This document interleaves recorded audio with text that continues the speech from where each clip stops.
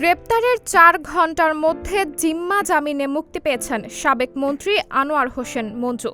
সোমবার ২রা সেপ্টেম্বর দৈনিক ইত্তেফাক পত্রিকার নির্বাহী সম্পাদক মোহাম্মদ সালেহ উদ্দিনের জিম্মায় জামিন হয় তার। জিম্মানামায় বলা হয়েছে, আনোয়ার হোসেন মঞ্জু শারীরিকভাবে গুরুতর অসুস্থ এবং বয়োবৃদ্ধ বিধায় তাকে আদালত ও তদন্তকারী কর্মকর্তা কর্তৃক ভবিষ্যতে তলব করা মাত্র নির্ধারিত তারিখ ও সময়ে নির্ধারিত স্থানে হাজির করতে বাধ্য থাকব। মামলার পরবর্তী নির্ধারিত তারিখের মধ্যে আদালতে হাজির করব, অন্যথায় বাংলাদেশের প্রচলিত আইন অনুযায়ী আইন আমলে আসব। এর আগে সোমবার ২রা সেপ্টেম্বর বিকেলে রাজধানীর ধানমন্ডি থেকে জাতীয় পার্টির চেয়ারম্যান আনোয়ার হোসেন মঞ্জুকে গ্রেপ্তার করে মিন্টু রোডের ঢাকা মহানগর গোয়েন্দা পুলিশের কার্যালয়ে নেওয়া হয়।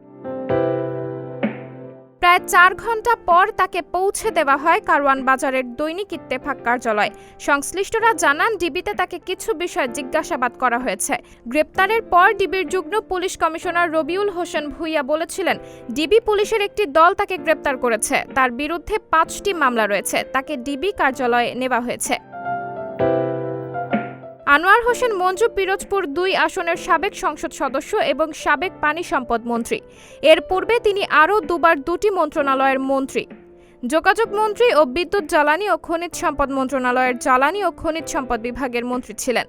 তিনি পিরোজপুর জেলার কাউখালী, ভান্ডারিয়া ও জিয়ানগর উপজেলা নিয়ে গঠিত পিরোজপুর ২ আসন থেকে ৭ বারের নির্বাচিত সংসদ সদস্য। ১৯৭২ থেকে ১৯৭৫ সাল পর্যন্ত দৈনিক ইত্তেফাকের সম্পাদক ছিলেন মঞ্জু। তার বাবা তোফাজ্জল হোসেন মানিক মিয়া ইত্তেফাকের প্রতিষ্ঠাতা।